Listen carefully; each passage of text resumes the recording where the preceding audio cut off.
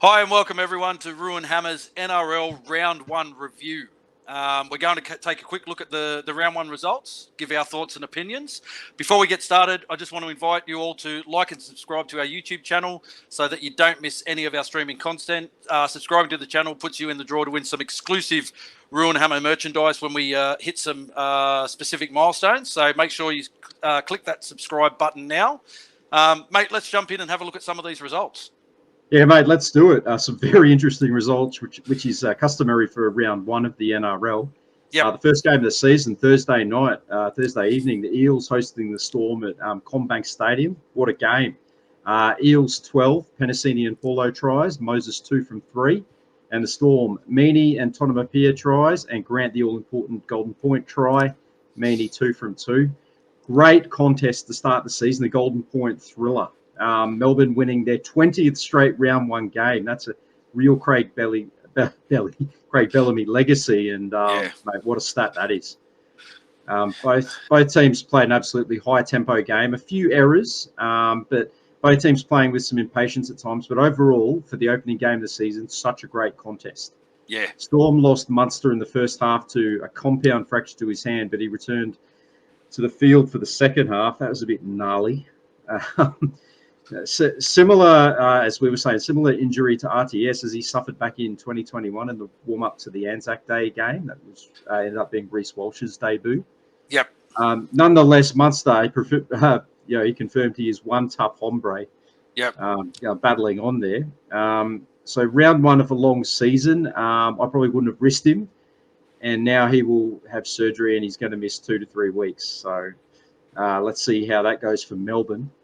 But for Parramatta, it was 2 guys playing their first game for the club that were standouts. Josh Hodgson, his first game in almost a year, and Jermaine Hopgood certainly lived up to all the pre-season hype with 172 run meters, 5 offloads and 58 tackles in an 84-minute performance.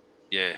And, for Melbourne, it was the old verb of Munster and Hughes, the usual suspects that kept Melbourne in the contest. When Parramatta, they had all the ascendancies, and Harry Grant obviously played that starring role. Yeah, mate, as you said, it was a great contest to start the season. Golden Point thriller, you couldn't ask for too much more.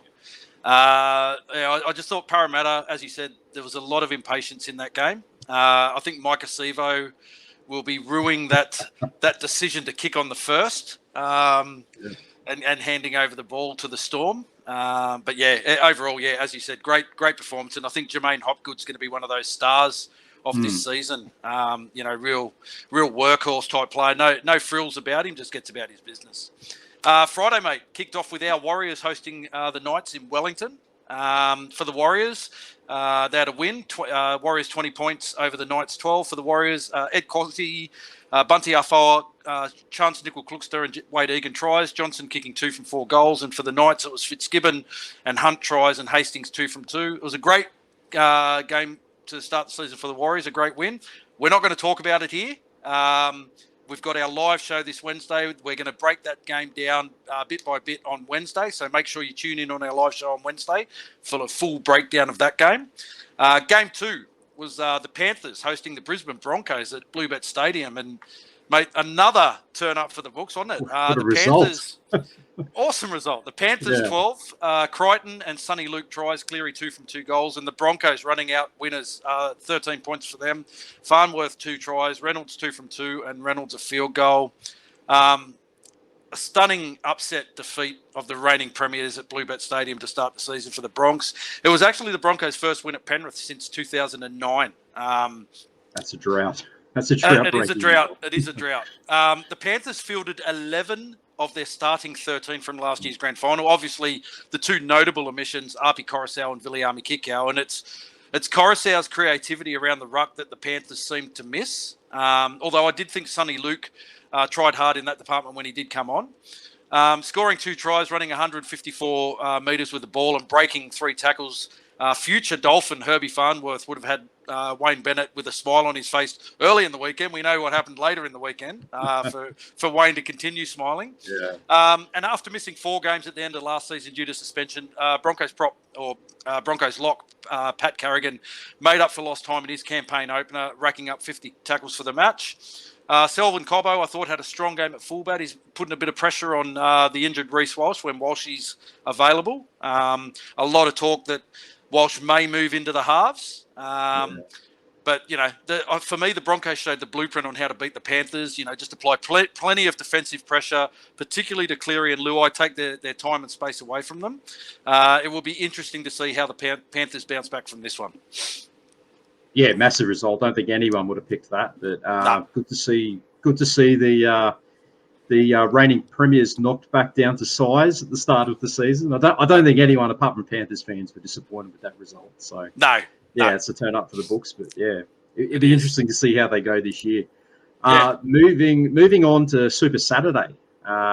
Game 1, we had Seabold's Sea Eagles up against the New Look Bulldogs at Four Pines Park. And it was Seeb's boys got heavily entrenched on the scorecard. 31. Cherry Evans with a hat trick. Trebojevic and Garrick with the tries. Garrick 5 from 6, and Cherry Evans with a field goal. Must have thought he was playing us. Yeah. Took a field goal, yeah. Bulldogs 6 points. Reed Marnie try, Matt Burton 1 from 1. The return of superstar Tom Trebojevic and a captain's knock from Daly Cherry Evans. They had led Manly to that 31-6 win over the Bulldogs at Four Pines Park. Seebs, his first game at the helm. The Seagulls exercised the demons of their 7-game losing streak at the back end of a very testing 2022 campaign, and they played some sizzling attacking footy. Tom Trebojevic celebrated his comeback, 174 metres from 16 runs, a try assist, 2 line breaks, and a 4-pointer of his own. Not bad for a man who's been out of the game for so long. Yeah, correct. Manly winger Ruben Garrick, 14-point haul, took him to 802 career points. Absolute point-scoring machine, that man. DCE, as we said, a hat trick. That was actually the first of his 284-game career. I thought he would have scored at least a hat trick against us before. Must have been doubles. Yes. A tough initiation into first-grade coaching, though, for Cameron Ciraldo. Sort of came crashing back down to earth a little bit there after used to having so much success. Finding out what being a head coach is all about. And I'm wondering if the Bulldogs read too much into all the preseason hype around them and their new look side. Yeah, quite possibly they did. There was a lot of emphasis put on the players that they brought to the club. Reed Marnie did play a good game for the Bulldogs, but yeah, Manly just... I mean, we say it year after year, don't we? Ever since Tom Trebojevic's awesome 2021 season, that they're just a different team with Tommy Turbo in the side. And yeah, they just blew Canterbury off the park, and they've got a bye now, Manly, so they get a week off. So it's an interesting one, isn't it? Yeah. Would you want to buy right now? That's the question. Well, it probably gives them an extra week for the TB122 contender in Josh Schuster to give an extra week, and he should be back in round 3. So it'll be interesting how Manly line up in that round 3 game with Schuster coming back, whether he moves into that 5'8" role or whether he plays a role off the bench as a back rower. Because Manly's pack looks set. I like Manly's pack; they look really, really good. Kel Matualagi and that playing there now. Game 2, Super Saturday, was the North Queensland Cowboys up against the Canberra Raiders in a sweltering Queensland Country Bank Stadium. Another rip snorter of a game. Cowboys 19, Drinkwater 2, Tuolangi tries, Holmes 3 from 5 goals, and Chatty Townsend a field goal. The Raiders 18, Galore a try, Starling a try, Whiten a try, Fogarty 3 from 3. The Cowboys, mate, they withstood a classic Canberra Raiders comeback to post a thrilling 1-point win to open their season. It was a typical game of 2 halves. I mean, you hear about it all the time, but the Raiders were forced to do a mountain of defence in that first half on the back of some early, the home side putting some early pressure on them. I mean, at halftime, I think the Cowboys had 68% share of possession. They had a 21 from 23 completion rate, while the Raiders only had 32% of the ball. And they still went in at 18-6 down. So, by the end of the match, they kind of turned that around to, it was a 54% possession to 46 to the Raiders. So they came back. I thought Val Holmes had a bit of an off night with a boot. He missed his first 2 attempts at goal, so that scoreline could have been a little bit bigger. Chad Townsend's field goal in the 75th minute was the first points for the Cowboys since the 35th minute of the game. And it kind of takes me back to the game where we played them at Redcliffe last year, where, as Toddy said, they gift-wrapped that game and handed it to us. So it was that kind of performance again from the Cowboys where they jumped out to an early lead and then couldn't do anything with that lead later in the game. But yeah, prior to the match, the Raiders has only won only won one of their past 4 round 1 games. So getting off to a good start in the season is a good thing for them. Yeah, it was a great comeback from the Raiders, and it was very gritty as well. Like their second half tries were not spectacular, but they stayed in the fight and they took their opportunities when they came. But yeah, funnily enough, Ricky Stewart had a bit to say after the game, and I had to double check that. I was like, "You sure that's right?" Surely you're joking. No, that's what I thought. I better double check that. Game 3 of Super Saturday, Sharks versus Rabbitohs at PointsBet Stadium. I think we're all looking forward to this one. The Sharks 18 tries to Trindle, Katoa, and Wilton, and Trindle kicking 3 from 3, and the Rabbitohs 27. Graham with a double, Ilias, Kolamatangi tries, Mitchell 5 from 5, and a field goal as well at the end. South Sydney, they proved way too strong for Cronulla in an error-riddled but entertaining clash to start their 2023 season on a winning note, and they claimed that 27-18 win at PointsBet Stadium. The victory will be especially pleasing for the Rabbitohs. They had to overcome the heavy injury toll early in the game. Both Tavita Totola and Jai Arrow, they weren't able to finish the match. And the Sharks have only won one of their past 9 round 1 games as well. So plenty of teams that struggle in round 1. Yep. And the Rabbitohs have won 3 of their past 4 games against the Sharks, and they added to their tally on Saturday night. Sharks skipper Wade Graham, he was sent to the sin bin and put on report in the 66th minute after he'd made contact with the head of Davey Moali. And Sharks, for Braden Hamlinelli, he was also put on report for the match. And my favourite bit, Pre-Jack Mulatalo. If you're ever wondering why we call him Pre-Jack, this is a classic example of it. Dropping the ball over the line explains perfectly why we've given him that nickname, with the big grin as he's diving over the try line and then unsuspecting hand around the corner dislodging the ball. Classic. Yep.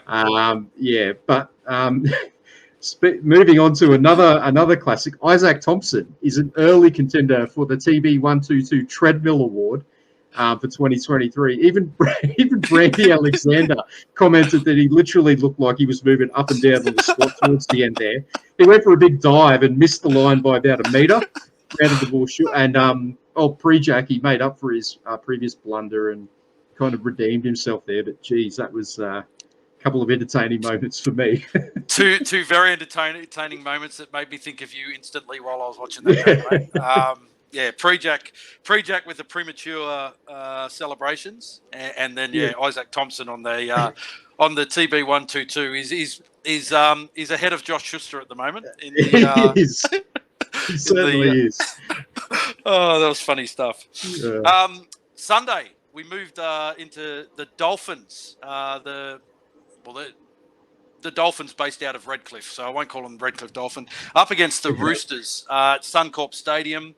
35,000 screaming fans up there, everyone wearing dolphin fins on their head. Actually saw a couple of our Warrior mates at that game. Yes.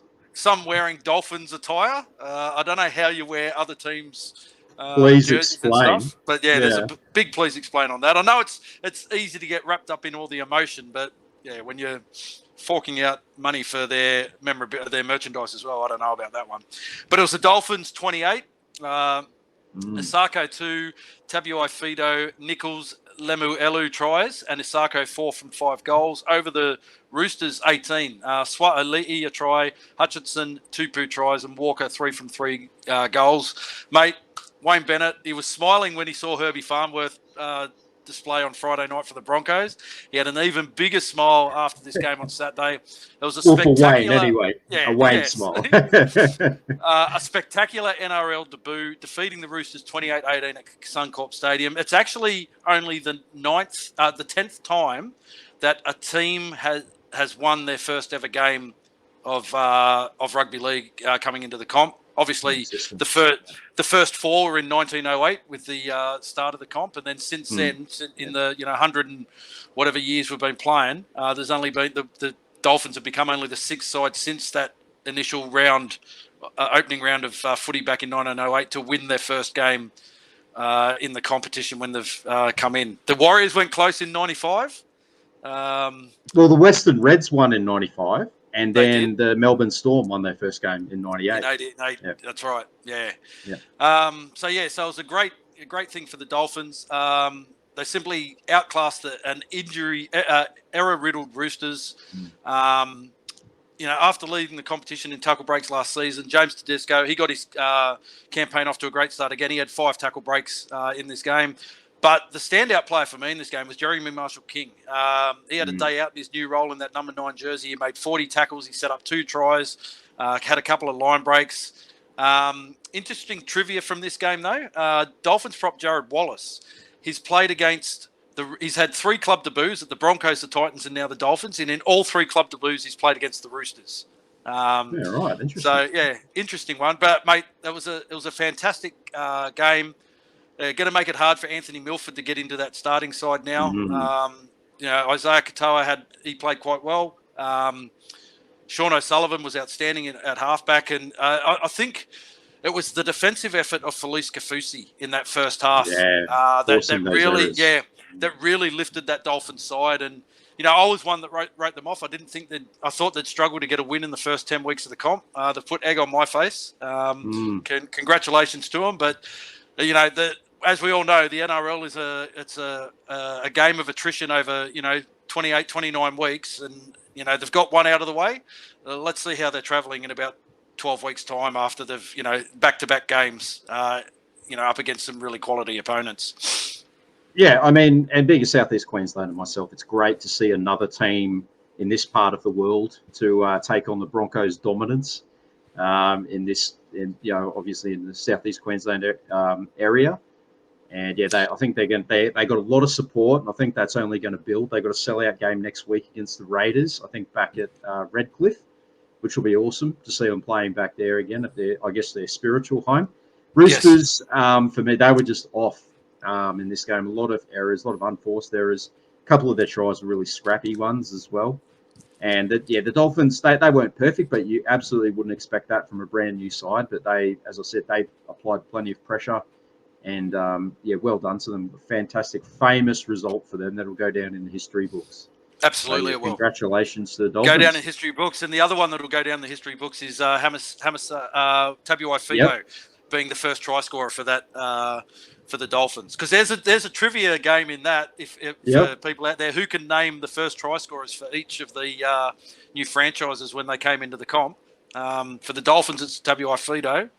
For us, it was... Phil Blake. Yep. Yeah.